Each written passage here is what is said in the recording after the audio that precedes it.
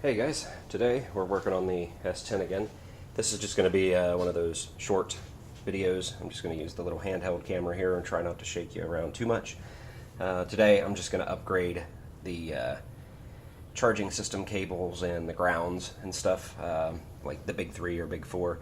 I've already done this before on the Jeep Liberty on Project Renegade, so if you guys want to check out that video, here's the video on that. You can see that is the charging wire on here. I'm going to leave it and I'm just going to add another wire, but I mean that is a really small charging wire compared to the stuff that I use. So we're going to upgrade our charging wire and our grounds, like this ground strap here. It's going to stay, but I'm going to add another one. I don't remove any of them. I leave the factories and then I add an extra. So what we're going to do is run a new charging wire from the alternator to the battery, a new ground strap from the engine to the chassis, a new ground strap from the battery to the chassis. So we've got new 0 gauge wire going over to the alternator to the battery. So we have our new larger charging wire. We've got a new 0 gauge ground strap.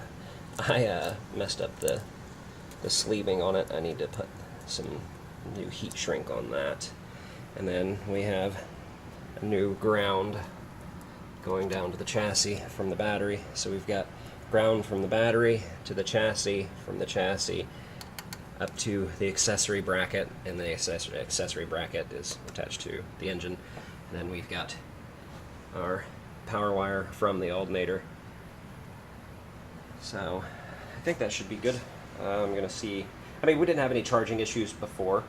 Well, like if I had the headlights and stuff on, and then I would kick the cooling fan on, the headlights would dim, but it still wouldn't go down to like battery voltage. This stays at like 14.2, 14.3. I kick on that fan with the headlights, and then it drops down to, you know, like 13.2, 13.3, so it's just above battery voltage. The alternator is good, but it's old, and it's a you know, a pretty low amp alternator. But we'll see if just adding a bigger charge wire will help, because I mean that charge wire that was on there before was just tiny.